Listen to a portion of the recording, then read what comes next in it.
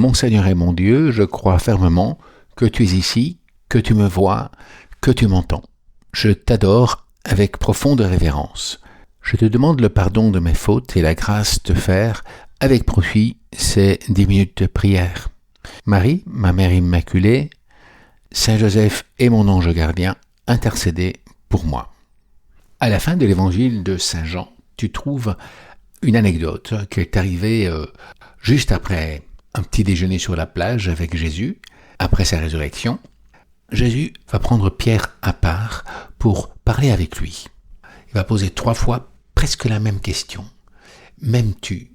La première fois, il va dire « Simon, fils de Jean, m'aimes-tu plus que ces autres aussi, les autres apôtres qui sont là ?»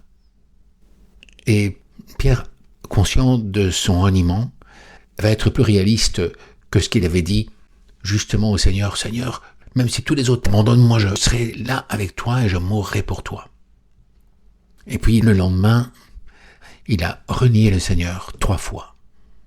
Et il en a été profondément attristé. Maintenant, Jésus va lui demander « Simon, fils de Jean, est-ce que ton amour est plus profond ?» Et d'ailleurs, le mot qu'emploie Jésus est « agapasmé ». Ça veut dire « est-ce que tu m'aimes vraiment, profondément, avec tout ton être ?» On remarque que le Christ ne l'appelle pas, comme à d'autres moments, Pierre, mais Simon, fils de Jean. Il emploie son prénom, le prénom qu'il a eu dans son enfance, le prénom familier, si l'on peut dire. Jésus déverse tout son cœur sur Pierre et il emploie une question pleine d'amour en lui demandant de l'aimer davantage. La réaction de Pierre, c'est de dire « Seigneur, tu sais bien que je t'aime.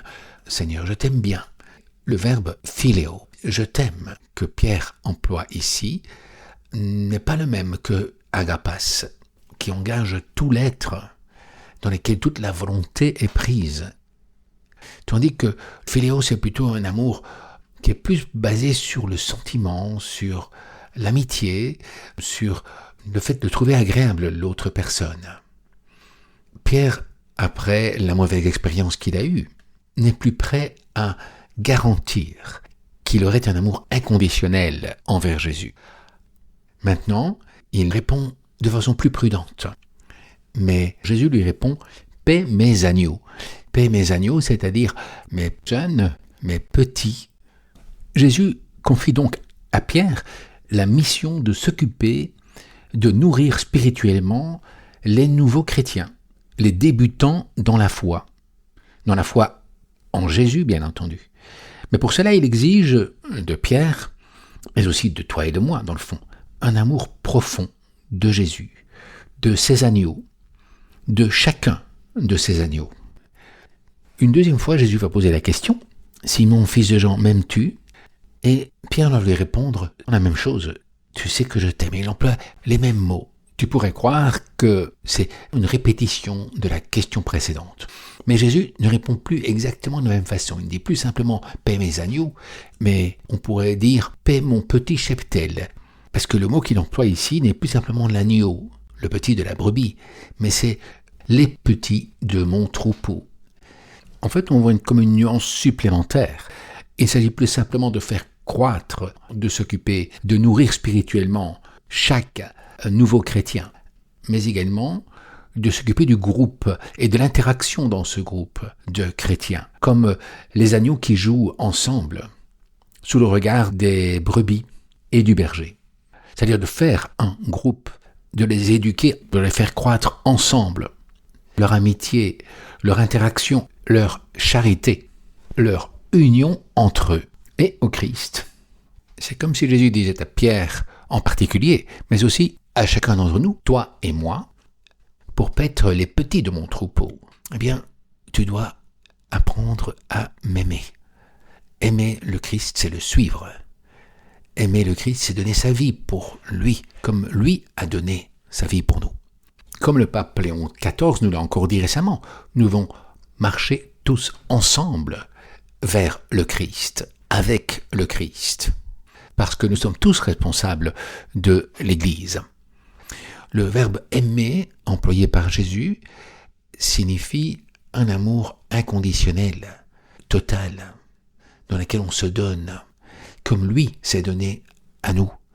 C'est un amour comparable à celui du Christ envers son Père, et aussi du Père envers le Fils, et l'amour qu'il veut que nous ayons, vers lequel nous devons tendre également, et que nous aurons au ciel.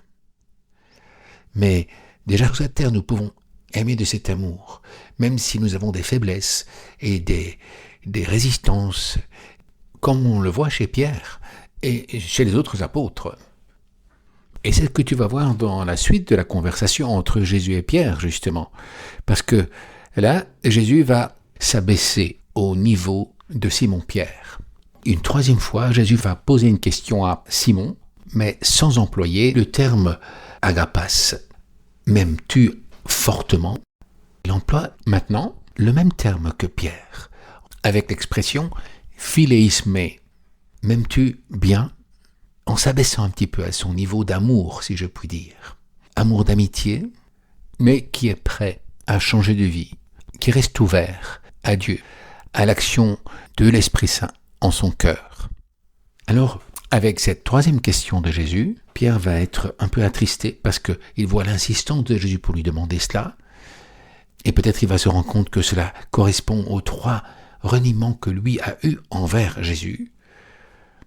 En tout cas, Pierre répond « Seigneur, tu sais tout, tu sais que je t'aime. » C'est-à-dire, je n'ai pas besoin de te dire ça dans le fond, parce que Seigneur, tu connais tout, tu connais mon cœur mieux que moi-même. Alors Jésus lui dit « Paie mon troupeau, paie mon cheptel. » Pas simplement les petits, mais aussi les adultes dans l'Église, c'est-à-dire paie mon assemblée, paie mes religieux, mes religieuses, mes diacres, mes prêtres, mes évêques, mes cardinaux. Paie mon Église. Pour ma part, et j'espère que ce sera la même chose pour toi, la demande de Jésus à Pierre, m'aimes-tu, m'encourage à aimer plus profondément. Jésus ne se contente pas de demander un amour superficiel ou de façade, ni même un amour d'amitié. Il invite Pierre, et donc toi aussi, à entrer dans une relation d'amour vrai, sincère, qui transforme vraiment notre vie. Cet amour n'est pas seulement un sentiment, mais est un engagement qui se traduit en acte, en service, en don de soi. L'amour vrai, disait Saint Jean-Paul II, se prouve par les actes, pas simplement les belles paroles et les bonnes intentions. Jésus te montre que son amour pour toi est inconditionnel et profond. Il t'aime comme il aime Pierre. Et il te demande aussi, m'aimes-tu, même quand tu sens que tu es indigne ou que tu as échoué, comme Pierre, après son reniement, sache que Jésus t'aime ainsi et qu'il te donne la force de croire, d'accueillir son pardon, de te laisser transformer par lui. Jésus te poussera lui-même à sortir de toi-même, à te dépasser, à aimer avec un amour plus profond qui vient du Saint-Esprit. Justement, nous nous préparons à la Pentecôte.